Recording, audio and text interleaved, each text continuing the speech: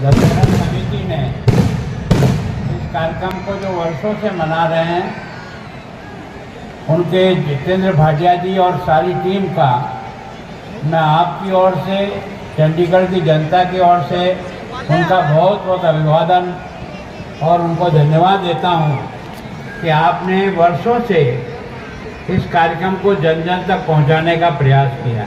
तो वास्तव में दशहरे का पर्व केवल चंडीगढ़ के इस मैदान में नहीं, आज संपूर्ण देश के गांव और शहरों में यह जो विजय उत्सव है, इसको सारा देश मना रहा है।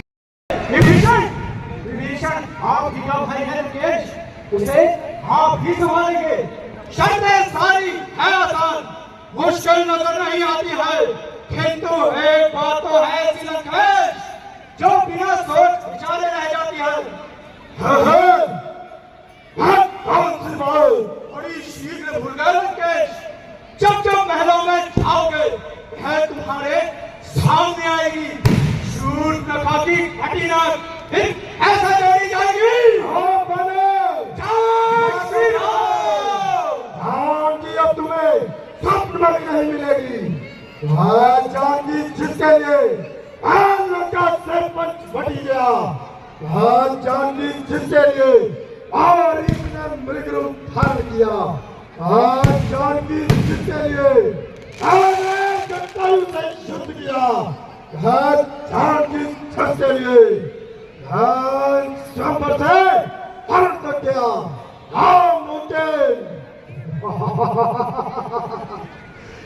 मुमकिन है जानकी, बच निकले मेरे शिकंजे से, जब कहते उस रामचंद्र से दूर रहे मेरे पंजे से।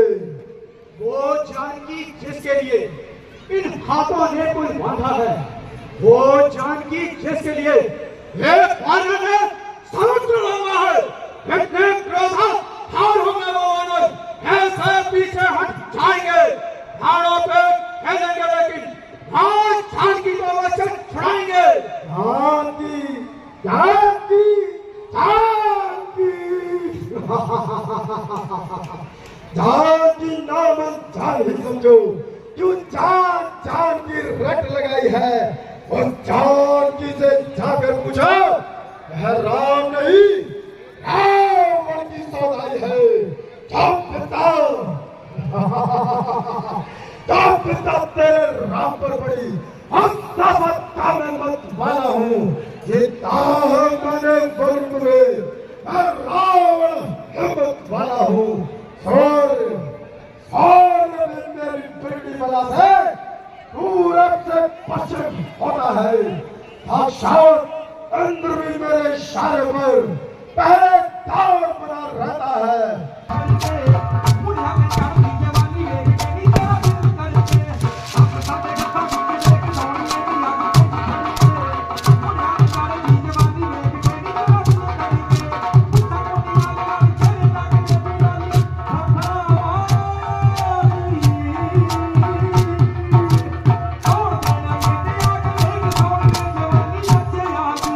भगवान राम की विजय, इसका मतलब अधर्म पर धर्म की विजय थी।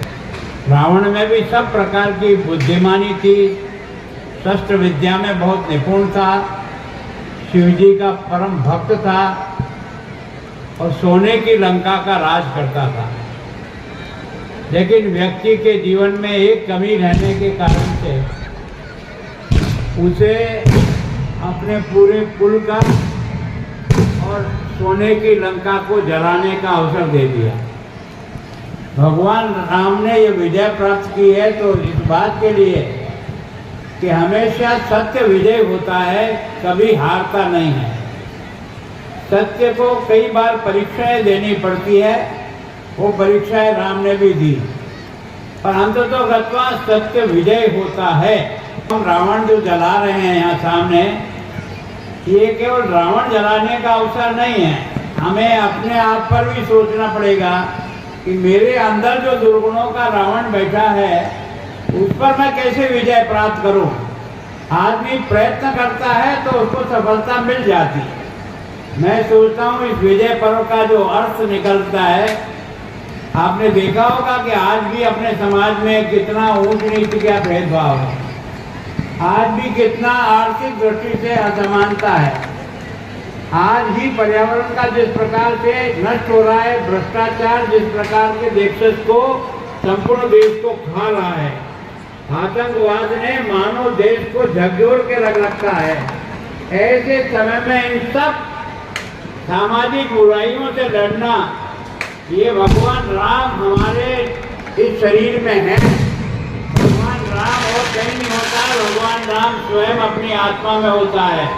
तो मैं सोचता हूँ आज का ये जो पर्व है, ये एक तरह से अपने आप को भी सोचने का विषय है। जहाँ एक और विजय का उत्सव मनाते हैं, भगवान राम की विजय और लंका का दहन, और एक तरह से रावण को इस संसार से जाना पड़ा, यह जो सारी घटना है, ये दशहरा उत्सव मनाने वाली सनातन धर्म दशहरा समिति को धन्यवाद देता हूँ कि वो इतने वर्षों से अपनी टीम के आधार पर प्रयत्न कर रहे हैं। मुझे सबसे अच्छा लगा कि आज आपने चंडीगढ़ रत्न के रूप में हमारे समाज में विशेष प्रकार का काम करने वाले लोगों को भी आज सम्मानित किया। उसमें एक अच्छे डॉक्टर के रूप में, एक अच्छे शिक्षक के रूप में, एक अच्छे इंजीनियर के रूप में, एक समाज सेवा के रूप में। तो मैं सोचता हूँ उसको धन्यवाद देता हूँ।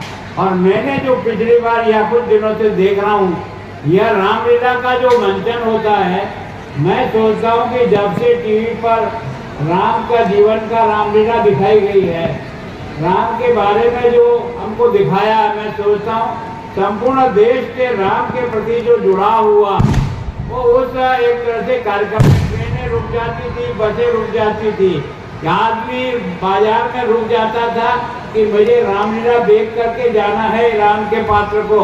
तो राम ने बचपन कैसा होता है, युवावस्था किस तरह से गुजरती है, और पत्नी बनने का विवाह के बाद उसका क्या धर्म है, और राज सिंहासन बैठने के बाद उसका क्या धर्म है। मैं सोचता हूँ भाई से प्रेम किसे कहते हैं, पिता की आज्ञा का पालन करना किसको कहते हैं, और एक तरह से समाज और राज्य की मर्यादाओं को रखने के लिए उन्होंने सीता जैसी पवित्र पत्नी को भी त्यागने की स्थिति बना दी। इसका मतलब यह है कि व्यक्ति अगर अपने अंदर इन सब गुणों को विकसित करे तो हम जनता के अच्छे सेवक बन सकते हैं। बनने का प्रयास करना चाहिए। कोई परफेक्ट नहीं होता पहले दिन से, जैसे जैसे प्रयत्न करता है उसका कदम आगे बढ़ता जाता है। मैं सोचता हूँ कि चंडीगढ़ आज निशांत जी की मेहनत के कारण से पहला हिंदुस्तान में शहर बना है जिसमें अब कोई श्रम नहीं है, सारी कच्ची बस्तियां हमने उनको यथार्थ स्थान पर जाकर के उनको निवास के लिए स्थान दिया है। तो मैं सोचता हूँ कि चंडीगढ़ स्वच्छता की दृष्टि से भी दूसरे स्थान पे आया, पर्यावरण की दृष्टि से भी 27वें पायदान पे 8वें पायदान में आया, शिक्षा की दृष्टि से हम सेकेंडरी एजुकेशन में पिछले 3 साल में भारत के नंबर 1 के राज्य के रूप में हैं। तो वास्तव में ये जो चंडीगढ़ का जिस प्रकार से आप सब लोगों की मदद के कारण से जिस पायदान पे जा रहा है, वो केवल और केवल मेरा और मेरे प्रशासन का नहीं है। जब तक जनता सहयोगी नहीं बनती है कोई काम सफल नहीं होता है, सहयोगी बनती है तब सफल होता है। आज आपकी उपस्थिति के कारण से इस कार्यक्रम को जो 4 चांद लगे हैं, आप सबका भी मैं अभिवादन करता हूं और विजयदशमी के पर्व पर शुभकामनाएं देता हूं। आने वाला वर्ष आपके लिए, देश के लिए, चंडीगढ़ के लिए और पंजाब के लिए बहुत सुखद और आनंददायक हो। और नशा मुक्त पंजाब कैसे बने, आज इस रावण दहन के साथ इस बुराई को भी जलाने के लिए आप और अपने मन में एक इच्छा लेकर के जाए कि मैं क्या कर सकता हूँ। अगर सब थोड़ा थोड़ा करेंगे तो सफलता मिलेगी। जय श्री राम।